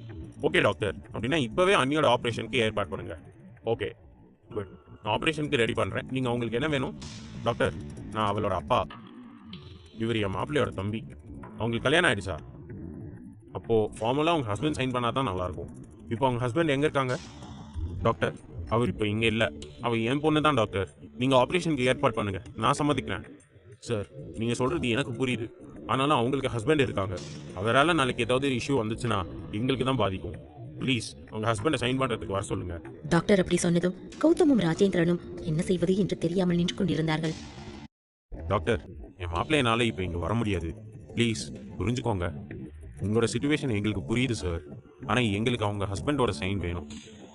அது இருந்தால் மட்டும்தான் எங்களால் ஆப்ரேட் பண்ண முடியும். இது எங்கள் ஹாஸ்பிட்டல் ரூல்ஸ். நீங்கள் எங்களை புரிஞ்சுப்பீங்கன்னு நினைக்கிறேன். ஐயோ கடவுளே, இப்போ நான் என்ன பண்ணுவேன்? மாப்பிள்ளையினாலே இப்போ இங்கே வர முடியாது. ராஜேந்திரன் மிகவும் வருத்தத்துடன் பேசிக் கொண்டிருக்க அப்பொழுது அங்கே யாரோ நடந்து வரும் சத்தம் கேட்டது. உடனே இருவரும் திரும்பி பார்க்க அங்கு சித்தார்த் தான் முகத்தில் மாஸ்க் அணிந்து வந்து கொண்டிருந்தான். அதோ அங்கே பாருங்க, அண்ணா வந்துட்டாரு. மாப்பிள்ள நீங்கள் வந்துட்டீங்களா? நீங்கள் கழுத்து போட்டால் தான் சிவன்யாவுக்கு ஆப்ரேஷன் பண்ண முடியும்னு டாக்டர் சொல்லிட்டாரு மாப்பிள்ள. அங்கிள், அதான் நான் வந்துட்டேன்ல, பயப்படாதீங்க. சிவன்யாவுக்கு நான் எதுவும் ஆக விட மாட்டேன். டாக்டர் சொல்லுங்கள், நான் எங்கே சைன் பண்ணணும்? நீங்கள் மிஸ்டர் சித்தார்த் தானே? டாக்டர் ப்ளீஸ், நான் எங்கள் பர்சனல் விஷயமாக தான் வந்திருக்கேன். என்னை பற்றி எதுவும் வெளியே தெரிய வேண்டாம். அவங்க என்னோட ஒய்ஃப். நான் எங்கே சைன் பண்ணணும்னு மட்டும் சொல்லுங்கள். சீக்கிரம் அவங்களுக்கு ஆப்ரேஷன் பண்ணுங்கள். Okay sir. அவங்க உங்களோட ஒய்ஃப்னு தெரியாது. நீங்கள் நாட்டுக்காக எவ்வளோ பண்ணியிருக்கீங்க. நீங்கள் மட்டும் அன்றைக்கி உங்கள் உயிரை பணையம் வைக்கலன்னா இன்றைக்கி இந்த திருச்சியே இருக்காது. நீங்கள் இந்த பேப்பரில் மட்டும் சைன் பண்ணிடுங்க, நான் போய் ஆப்ரேஷனுக்கு ஏற்பாடு பண்ணுறேன். டாக்டர் சித்தார்த்திடம் பேசிவிட்டு வேகமாக அங்கிருந்து செல்ல சித்தார்த் கௌதம் அருகில் வந்தான். தேங்க்ஸ்டா. அட என்னன்னா நீங்கள் போய் எனக்கு தேங்க்ஸ் எல்லாம் சொல்லிட்டு இருக்கீங்க. கவலைப்படாதீங்க, அன்றைக்கி எதுவும் ஆகாது. ஆனால் உனக்கு எப்படி சிவன்யாவை பற்றி தெரிஞ்சிச்சு? நீ எதுக்காக திருச்சி வந்த? அண்ணா, முதல்ல நான் தான் உங்ககிட்ட சாரி கேட்கணும். உங்ககிட்ட போய் சொன்னதுக்காக. உங்ககிட்ட ஏதோ சேஞ்சஸ் தெரிஞ்சுது, அதுவும் நீங்கள் இங்கேருந்து வந்ததுக்கு அப்புறம் தான். அதனால தான் உங்கள் லைஃப்பில் என்ன நடந்திருக்குன்னு தெரிஞ்சுக்கிறதுக்காக நான் இங்கே வந்தேன். வந்தபோது தான் உங்கள் லைஃப்பில் அண்ணி இருக்காங்கன்னு தெரிஞ்சுது. குழந்தையையும் அண்ணியையும் பற்றி தெரிஞ்சுக்கணுன்னு தான் நான் இங்கேயே இருந்தேன். அவங்கள பற்றி தெரிஞ்சு இப்போ தான் உங்ககிட்ட பேசவே ஆரம்பித்தேன். அதுக்குள்ளே இப்படி ஆயிடுச்சு. ப்ளீஸ் என்னை மன்னிச்சிடுங்க. நீங்கள் எங்கே யாருக்கும் தெரியக்கூடாதுன்னு நினச்சிருப்பீங்க. ஆனால் நான் தான் அவசரப்பட்டு அவங்கக்கிட்ட போய் பேசிட்டேன்னா. சாரிடா, நான் வேணும்னே இந்த மாதிரி பண்ணலை. உனக்கு உங்கள் அம்மாவை பற்றி நல்லா தெரியும். எனக்கு ஏதாவது பிரச்சனைனா அது எனக்கு பெருசு இல்லை. ஒரு வேளை சிவனியாக்கு ஏதாவது ஒன்றுனா அதை என்னால் தாங்க முடியாதுடா. அதனால தான் நான் இதை பற்றி யார்கிட்டையும் வெளியே சொல்லலை. நீங்கள் சொல்லி தான் எனக்கு தெரியணும்னு அவசியம் இல்லைண்ணா. அம்மாவை பற்றி எனக்கு நல்லா தெரியும். கவலைப்படாதீங்க. நீங்கள் வாய் திறந்து சொல்கிற வரைக்கும் நான் வீட்டில் யார்கிட்டையும் இதை பற்றி மூச்சு கூட விட மாட்டேன். ஓகேவா? தேங்க்ஸ்டா. எப்படியும் தேங்க்ஸா. அண்ணா, நான் உங்களோட தம்பி, இது என்னோட கடமை. கௌதம் அப்படி சொன்னதும் சித்தார்த் கௌதமை கட்டி அணைத்து அவனது தோளை தட்டி கொடுத்தான். இருவரும் பேசிக் கொண்டிருந்த அதே நேரம் கௌதமின் செல்போன் ஒலிக்க அதில் வெண்ணிலா தான் கால் செய்து கொண்டிருந்தாள். அதை பார்த்ததும் கௌதமின் முகம் மாறியது. டேய், ஃபோன் கால் வருது. யாரு? அந்த பொண்ணா? இல்லைண்ணா, அது நீ வெக்கப்படுற விதத்திலே தெரியுது அது யாருன்னு. ஓ, போய் ஃபோன் பேசிட்டு வா, நான் இங்கே பார்த்துக்கிறேன். உடனே கௌதம் தனது தலையை தேய்த்து கொண்டு போனை அட்டன் செய்து காதில் வைத்து பேசிக்கொண்டே வேகமாக அங்கிருந்து சென்றான். அவன் போவதை பார்த்து மெதுவாக சிரித்த சித்தார்த் பின்பு அங்கு நின்று கொண்டிருந்த ராஜேந்திரனின் அருகில் சென்றான். அங்கிள், கவலைப்படாதீங்க, சிவனியாக்கு எதுவும் ஆகாது. தீக்ஷி எங்க? அவளுக்கு இதை பற்றி எதுவும் தெரியுமா? இல்லை மாப்பிள்ள, நான் உங்கள் அத்தை கிட்ட கூட இதை பற்றி எதுவும் சொல்லலை. இந்த மாதிரி இன்சிடென்ட் நடந்ததுன்னு டிவியில் பார்த்தேன். உடனே நான் சிவன்யாவுக்கு என்ன ஆச்சுன்னு பார்க்கறதுக்காக அந்த இடத்துக்கு போயிட்டேன். அங்கே நான் போன நேரம் கரெக்டாக உங்கள் தம்பி சிவன்யாவை தூக்கிட்டு வெளில வந்தார். உடனே நாங்கள் ஹாஸ்பிட்டலுக்கு வந்துட்டோம். நல்ல வேலை மாப்பிள்ள, நீங்கள் கரெக்டான டயத்துக்கு வந்தீங்க, இல்லைன்னா ஆப்ரேஷன் பண்ணியிருக்க மாட்டாங்க. அங்கிள், அடிப்பட்டது என்னோட சிவன்யாக்கு. அவளுக்கு ஒன்றுனா நான் எப்படி அங்கிள் வராமல் இருப்பேன்? சரி, நீங்கள் முதல்ல அத்தைக்கு கால் பண்ணி நடந்ததை சொல்லுங்கள். அவங்கள பயப்பட வேணான்னு சொல்லுங்கள். தீக்ஷிக்கிட்ட இதை பற்றி எதுவும் சொல்ல வேணாம். அப்புறம் நான் வந்து அவகிட்ட சொல்லிக்கிறேன். சரி மாப்பிள்ள, உங்கள் அத்தை நேரத்துக்கு ரொம்ப பயந்து போயிருப்பா. நான் அவகிட்ட சொல்லிட்டு வந்துடுறேன், நீங்கள் பார்த்துக்கோங்க. ராஜேந்திரன் அப்படி சொல்லிவிட்டு தனது செல்போனை எடுத்துக்கொண்டு அங்கிருந்து செல்ல அப்பொழுது சித்தார்த்தின் செல்போன் ஒலித்தது. எடுத்து பார்க்க அசோக் தான் கால் செய்து கொண்டிருந்தான். போனை அட்டன் செய்து காதில் வைத்தான். ஏண்டா நல்லவனே, எங்கடா இருக்க? அசோக், நான் இப்போ திருச்சிக்கு வந்திருக்கேன். நான் சொல்றது தெளிவாக கேளு. நான் என்ன சொல்றேனோ அதை அப்படியே பண்ணிடு, சரியா? இது திருச்சி போயிட்டியா? டேய், உனக்கு இது கொஞ்சம் ஓவரா தெரியல? என் தங்கச்சியை மிஸ் பண்றேன்னு சொன்னேன், ஆனா இப்படி பறந்து போய் அவளை பாப்பேன்னு நினைச்சு கூட பார்க்கலடா. இப்போ எதுக்கு என்கிட்ட சொல்லாம கொள்ளாம அங்கே போனேன்? சரி, இப்போ நான் என்ன பண்ணணும் சொல்லு. டேய், நான் இருக்கிற டென்ஷன்ல கேள்வி மேல கேள்வி கேட்டு இன்னும் என்ன டென்ஷன் ஆக்காத. சிவனியாக்கு அடிபட்டு அவள் ஹாஸ்பிட்டலில் அட்மிட் பண்ணியிருக்காங்க. அவளுக்கு ஆப்ரேஷன் நடந்துட்டு இருக்கு. என்னடா சொல்ற? சிவனியாவுக்கு ஆப்ரேஷன் நடந்துட்டு இருக்கா? அந்த அளவுக்கு அவளுக்கு என்னடா ஆச்சு? என்ன நடந்துச்சு? நீ ஏன் என்கிட்ட இதை பற்றி எதுவுமே சொல்லலை? நான் போய் சிவனியாவை பார்த்துக்க சொன்னேன் பார்த்தியா? நான் சொல்லணும். டேய், அவள் புதுசாக பில் பண்ணிட்டு இருக்க பில்டிங் இடிஞ்சு விழுந்துருச்சுடா. அதில் நிறைய பேர் இறந்து போயிருக்காங்க. எப்படியோ சிவனியா காலில் மட்டும் கல் விழுந்ததுனால அவள் கால் எலும்பு உடஞ்சிருச்சுன்னு சொல்கிறாங்க. இப்போ ஆப்ரேஷன் நடந்துட்டு இருக்கு. நீ முதல்ல நியூஸை பாரு, அப்போதான் இங்கே என்ன நடக்குதுன்னு உனக்கு தெரியும். சும்மா சும்மா என்கிட்ட கேள்வி கேட்டுட்டு இருக்காம இந்த இன்சிடென்ட் எப்படி நடந்துச்சு, இதுக்கு பின்னால் யார் இருக்கான்னு முதல்ல கண்டுபிடிடா, புரியுதா? சாரிடா, நான் திருச்சியில் இருந்ததுனால இங்கே 2-3 ஃபைல் பெண்டிங்கில் கிடந்துச்சு. அதெல்லாம் சரி பண்ணிட்டு இருந்தேனா, அதனால தானே என்னோட ஃபோனை கூட செக் பண்ணல. சரி, நான் இப்போவே அது என்னன்னு பார்க்குறேன், நீ கவலைப்படாத. இதுக்கு பின்னால் யார் இருந்தாலும் சரி, அவங்கள கண்டுபிடிச்சு உங்ககிட்ட கொடுக்க வேண்டியது என்னோட பொறுப்பு. எவ்வளோ சீக்கிரம் முடியுமோ அவ்வளோ சீக்கிரம் அவங்கள கண்டுபிடி. அப்புறம் நான் சொல்கிறத மறக்காமல் செஞ்சிடு. நீ என்ன சொல்கிறியோ அதை செய்ய தான் நான் இங்கே இருக்கேன். சரி சொல்லு, இப்போ நான் என்ன பண்ணணும்?